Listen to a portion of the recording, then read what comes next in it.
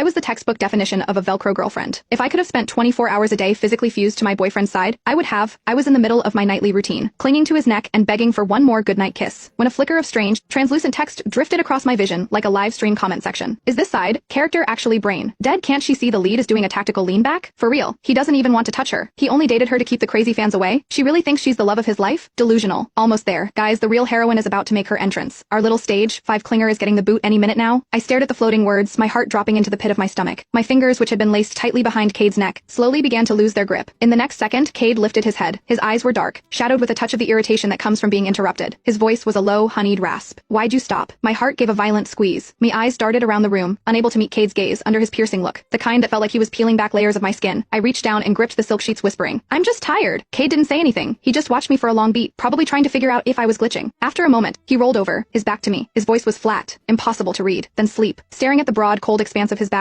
I felt like I'd just swallowed a mouthful of ash. It was bitter and suffocating. I sat up and clicked off the lamp. As I lay back down in the dark, the words from that comment kept looping in my brain. I shifted toward the very edge of the mattress, leaving a vast, empty canyon of space between us. I did my absolute best to stay as far away from Cade as possible. I didn't dare press against him like a heat-seeking missile the way I usually did. Maybe if I stopped being so much, I thought, he'll hate me a little less. In the silence, I heard his steady, rhythmic breathing, but my mind was miles away. To be honest, it wasn't like I hadn't noticed. I wasn't that blind. Cade had always been lukewarm. Whenever I tried to get close, I felt that split second of tension in his frame, a subtle rigidity. But I loved him so much, it made me stupid. I wanted to be his shadow, his accessory, his constant. Cade never complained out loud, but looking back, those tiny furrows between his brows, the way his jaw tightened, they were all flashing red lights. He didn't want this. I'd just been playing dumb. I'd lied and told him I was scared to live alone just so I could move into his place. Then, I pushed for more, invading his bedroom until I was a permanent fixture, wrapping my limbs around him every night like an octopus. He hadn't kicked me out, sure, but his first instinct was always to resist. I'd just been so desperate to be with him that I'd filtered out the truth. Now it seemed the comment was right. The air in the room felt heavy. I tossed and turned until the early hours of the morning, finally drifting into a fitful sleep. When I woke up, I realized I was curled into Cade's chest, my right arm locked firmly around his waist. His chest rose and fell in a slow, steady rhythm. After a few seconds of frozen realization, my soul nearly left my body. My body had gone into autopilot during the night, seeking him out like a habit I couldn't break. If he woke up and saw me like this, the annoyance would be written all over his face. Holding my breath, I moved with the agonizing slowness of a glacier, trying to retract my arm. I was inches away from a clean break, almost back to my side of the bed, when a hand clamped firmly around my wrist. I looked up, slamming right into Cade's deep, bottomless eyes. He'd clearly just woken up. His voice was thick with sleep. "What are you doing?" Panicked, I yanked my hand back and shoved against his chest with both palms, trying to create distance. I stammered out the first excuse I could find. "Nothing. It's late. I have to get to work." Cade didn't respond. He just watched me with that expressionless mask. Even though I was avoiding his gaze, I could feel the atmospheric pressure in the room dropping. The lead is definitely in a bad mood now. Imagine waking up to a human leech every morning. God, who wants to be suffocated in their sleep? So annoying. She's a literal adult. Doesn't she understand boundaries? I'd dump her so fast. She's like sentient scotch tape. My eyes dropped to my lap, my lashes trembling. The comments made my face burn with a shame.